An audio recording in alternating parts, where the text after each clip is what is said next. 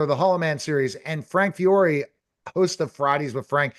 Frank, how are you? I'm going to introduce these two guests, and you guys have the opportunity for 25 minutes to ask questions that authors always wanted to ask about AI. So, my two guests are Dr. Mohammed, the CEO of Artilla, and it's an automation company that does AI automation using robotics types of automations and things like that. And they help develop other companies so that they can put a wrapper on specific things in AI, lead generation, everything. Christopher Richards is a I'd say a guru when it comes to UX Bright, creating the UX experience. That means the user experience, and he is now helping companies in automation through AI. Guys, thanks for stopping by and looking forward to the conversation. Christopher really looks at that UX experience. So he wants to create automations and websites and everything using AI with that user experience and apps with that user experience, while Muhammad puts things together that people like Christopher are able to then make it a great user experience. There So you there you go. go, the two experts in my expertise, but I'm going to throw it right over to Frank with his first question about how to help authors with AI. Well, there seems to be two camps, uh, and they really diametrically opposed. One camp thinks that if you use AI, you are just really cheating. Okay, it can't be anything else. It's not real writing. And the other camp says no, it can be used for many, many different things. Like I use it, first of all, and I saw Paul does too, for research. And you used to be able to Mm. go to Google and again do a search on the web, and it would come up with websites, a whole bunch of them, and some of them worked, some of them didn't, or you'd have to read through all of them. While now all I need to do is go to AI and say, tell me what it looked like back in the late 1800s on the street scene in New York City, and boom, comes out. It does the research, tells me what it looks like. Or if I'm looking for a particular scene, a bar scene somewhere in Arizona or out west. Tell me about that and give me a description of it. So yes, so it's very, very helpful as far for me trying to go through page after page of websites. So there's good, and Mhm. the other side, of course, says no. And that you can't. AI is useless. All you're doing is cheating. So what are your thoughts on that, Christopher? I'll send that to Christopher first. Yeah, this is a huge topic, right? Because not only is it permeating the author and writing space, but education as well too, right? Are we regurgitating just the responses that come out of the AI and presenting it as our own work, or is this helping us fuel this next bout of creativity in a way that we have not considered before? I like to think that I am in the camp of the latter, where I believe this AI will actually help us spend more time for the creative task and do the things that connect us as humans a lot better versus wasting our time with more manual tasks, and how that applies to the context of the author world. That might look like as you mentioned, researching is a really great tool. I use a lot of research in my own personal writing endeavors, and then there's um automating particular writing processes that maybe you just hate doing. I'm not a big writer. Maybe there's a few different processes where you're like, man, if I could spend more time brainstorming and storyboarding versus writing up a bunch of words, maybe that's an opportunity as an author that you take a look at.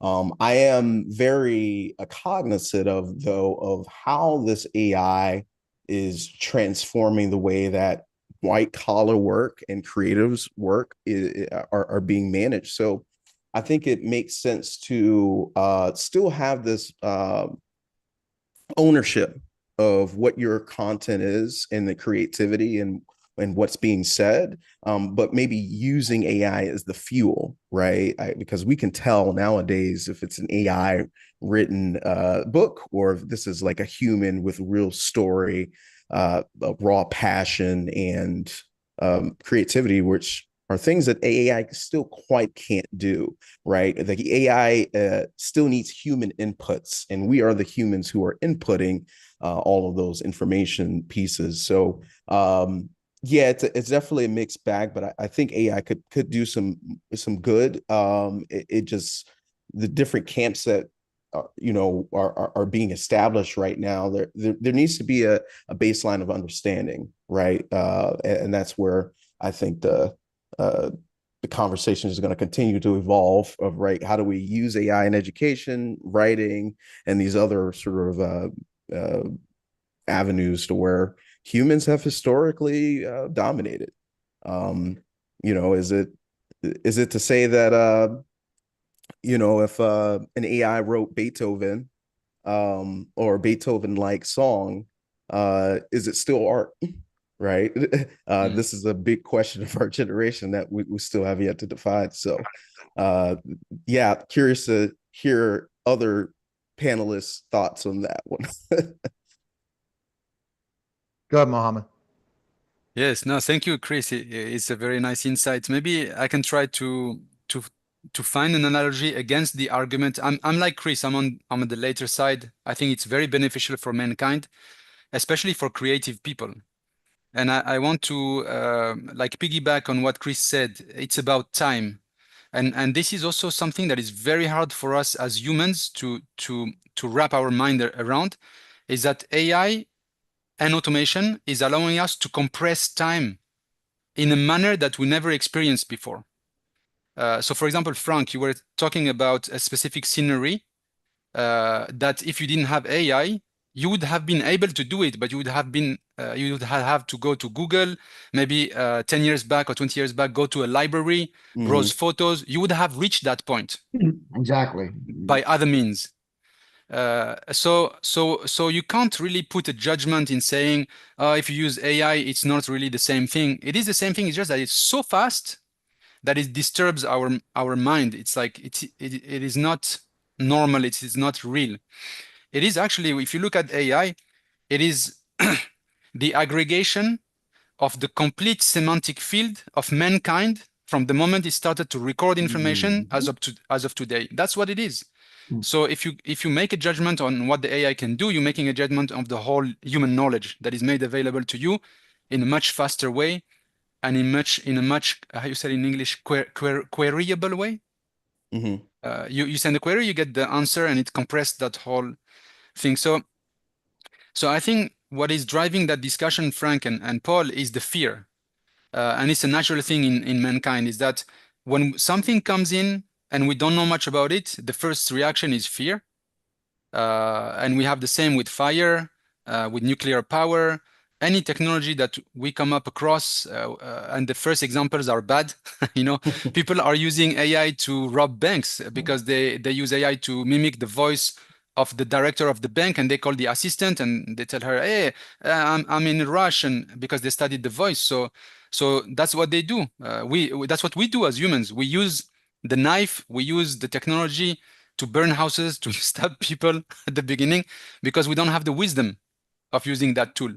So it's only a matter of time before we develop that kind of maturity where we now look at AI and its benefits, and we know that, of course, it's a double-edged sword.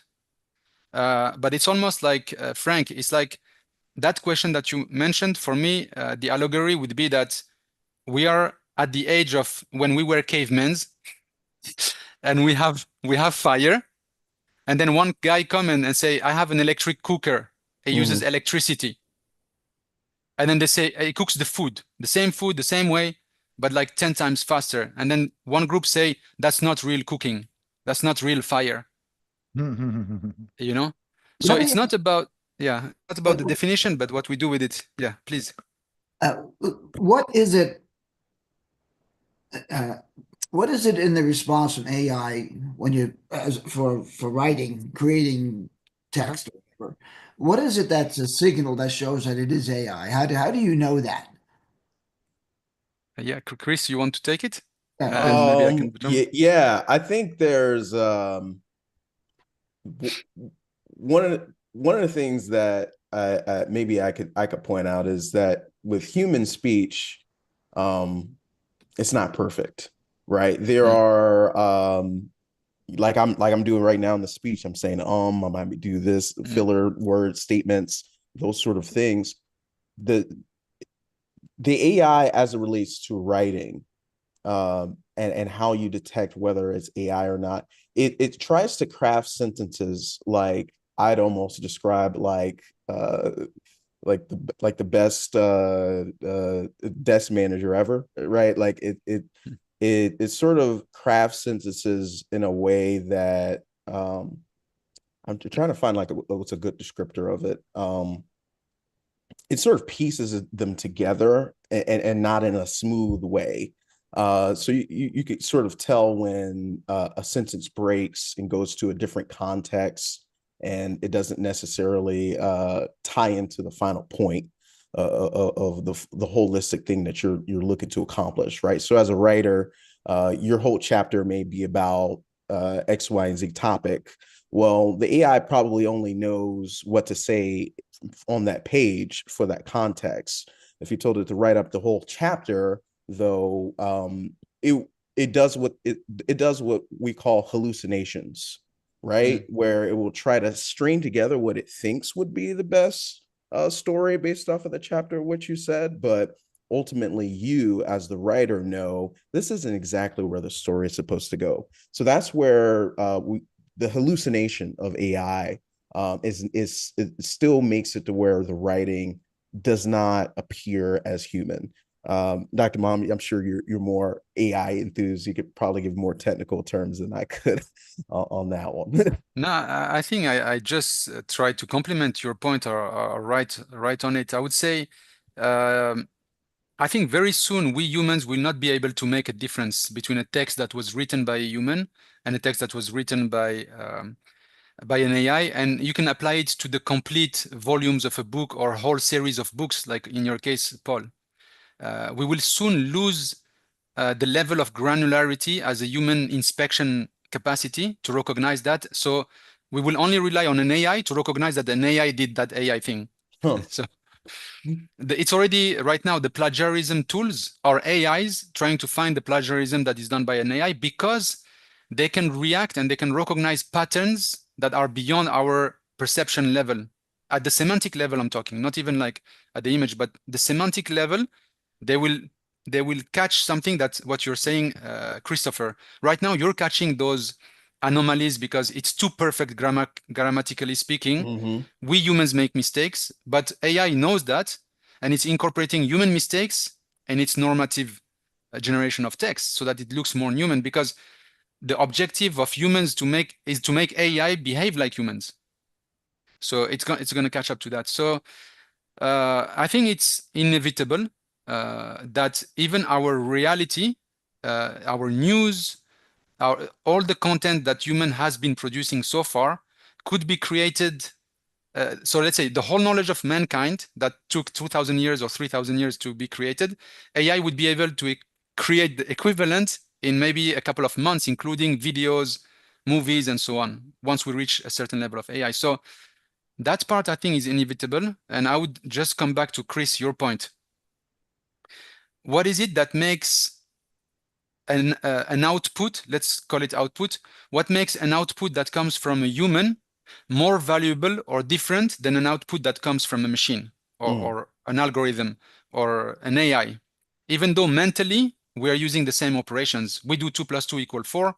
The AI does 2 plus 2 equal 4, just they do it a million times more than us. And I would say the emotional sides that underline a story, like what is the thing that brought you to write about that and write about it in this manner, which is like internal to you as a human, that emotion Mm. that drive that will be very hard to replicate for the AI because that is a domain of information that it doesn't have access to. Yeah. So that's for now the only part that I see of the human knowledge that is not yet accessible for or easy for the AI to replicate. Yeah. It could not create its own original story. It has to rely on the stories of man. It has to mimic something that was done Right. somewhere by someone. Yeah. So and the fact that we're all humans, our lives, I feel like, are all tied up in stories, right? Yeah, The stories we tell ourselves, we tell our people exactly. around us. Um, we should be able to have an AI help us translate those stories, but still keep that human element, is almost Yeah. what you're saying. Yeah.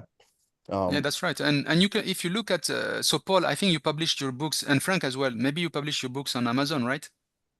Yes. So when you Yeah. fill up the Amazon Kindle, you see how Amazon is already dealing with this. It asks you how much of AI did you use and where did you use it? Did you use Right. it at the research level, at the summary organizing, or did you get it to write your stuff?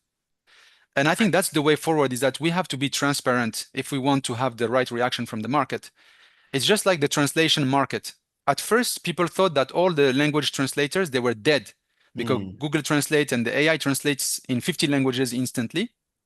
So the translators, they had to be honest. They say, guys, I'm going to use machine translation, but I'm going to provide you with a human service. It's called uh, MTPE, machine post-machine translated something. So we use the machine, but there is the human side for all those subtleties or industrial level things that the machine cannot do. So therefore, I can provide my service that is powered by AI. And I think the writers will probably follow that path. And that's what Amazon is telling us. Amazon is telling us, tell me, please, be honest, if you wrote it with AI and which part. And will the so and I'm gonna go see Paul. Paul, your Yeah. question for these guys. This is great information. I'm keeping my mouth shut as a moderator because these are the two AI experts, and it's intriguing conversation for authors to think about. But what Dr. Mohammed just said, Paul, that you're not going to be able to tell the difference. A lot of writers and authors don't want to know that, do they? Yeah. Well, no, I mean, look, I'm with you guys, 100% because I've been with AI and I believe I use it for the right things, and I'm ex IBM. I mean, I spent 40 years with IBM, and so I'm good with all that. But my question is that how do you speak to the people, to the authors who are afraid, as you said before, the fear is there, and they're afraid that it's taking their creativity away from them. Mm. And how do you approach that with someone?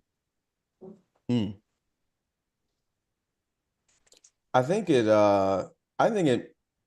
I think it comes. Well, first, for sure, I think it comes down to understanding what that person's fear is, right? Mm. The fear that the fear that their creativity is being taken away.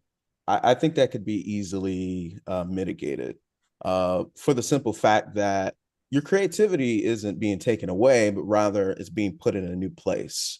You can Mm. focus that in and hone it into a new place. So that's one aspect, just understanding what their fear. The second piece is, as Muhammad alluded to earlier, is getting them knowledge and up to speed on how AI can be applied to their lives, especially as a writer, right? As you mentioned, right? When we don't know anything, that's when we fear it the most, and just by the knowledge of knowing what those AI tools are, if you're a writer, getting involved in AI communities, just understanding what AI writing tools are available to you and seeing how you could work it into your process. I think that ultimately helps break down the stigma of AI adoption in the writing industry. Mm. Once we get that education side of it, then it becomes a lot more defined as a operating piece that we know how to work. Um, and then I think it really just has to do with the last piece of just being a good human, being transparent about your creative process, right? Mm. And to Muhammad's point, right? Like Amazon's trying to see whether this is just AI plagiarism or is this a real creative or original story. And I think if authors are true to themselves with how they're writing their stories, and if you just threw it in AI and you knew that it was just some put together slop, then you internally the truth, okay, maybe I didn't put as much hard work into that as I needed it to, or this doesn't scream the Mm. creative prowess or creative vision that I really saw for myself. So I think at its core, uh, and any creative, really not just author, has to really look at it themselves and say, what is driving my creativity, and how can I make sure that that shows up no matter where I'm at, or what medium I decide to put that in. It could be writing in a article piece, blog, or otherwise. How can I put my own voice, right? I think the author's voice is super important still, even if you are using AI, right? These are still elements that an AI can't replicate. So I think, yeah, hopefully that answers part of that question. Of how do we really start talking to people and getting them into this and making sure they're aware. I think the awareness is just the biggest next step, right? Is most people just don't know what it can do. They just hear the headlines and they're like, oh God, it's taking my job. Well, no, actually, really, it could help you in your job a whole lot easier. You just need to explore what's there. So Neil, do we have time? There's a segue. One more. You have one more answer, Mohammed, just to kind of go slowly through the answer what was asked. Yeah. Do you want me to reply compliment? Yeah, reply. So I think the segue to segue, if it's proper English on what Chris said, I can share with you a personal experience I had with two brothers who are both painters, artists. And when I was in Rwanda, I was living in Rwanda just 2 years ago.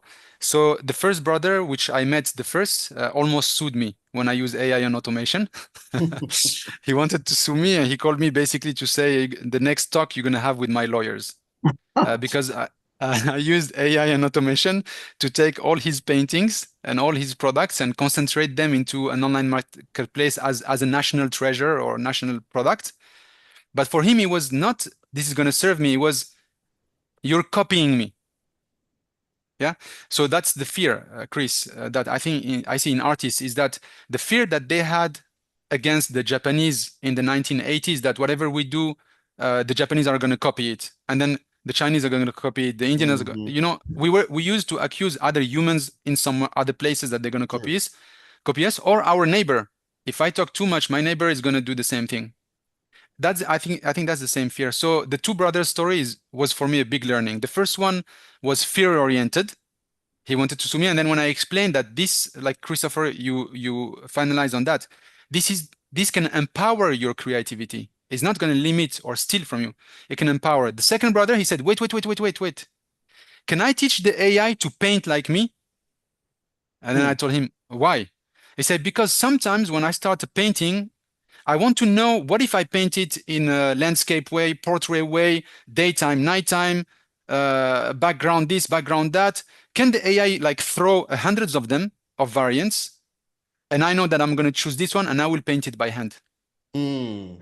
So that's one way that he was looking at it. And then he went even further. He said, I own the style. So I don't own one painting. This is my style. If I train the AI to create digital paintings out of my style, I'm the trademark. And then I will sell, instead of painting one per week, I can now do 10,000 paintings per week because the AI will do in my style. And I sell the digital files, and I still own the ownership of my art and my style. So I hope it makes some insights. This is fantastic, guys. I wish we're definitely next week. We're going to invite you guys back on, and Frank's going to come up with more questions. This is a good way to get authors going, but we really want to think about some great tips that how authors can do it. Frank and Paul talked about research. Here's the thing that I see AI able to do. It's going to be able to be the editor for us. Certain tasks that, you might have to have another editor, but it might eliminate 6 editors down to 1 editor, where it really catches all the things. Then you need someone who's a real writer to do that last portion of it. And it can increase the experience and everything. There's just more. And then all of this, the whole fact that they can write, that AI is going to write as good or better than you are, you better go back to writing school. You better start to build that creativity that's going to differentiate you than a writer, so that AI can't copy you. How can you become an original? How can you become something that just isn't going to be copied? Here's the funny thing. Did you know that Arnold Schwarzenegger's podcast is not Arnold Schwarzenegger? It's just his information. It's an AI bot Avatar. voice of Arnold Schwarzenegger, and it just took all of his information that he's answers, and he has a podcast and that of him talking about it, and that's it.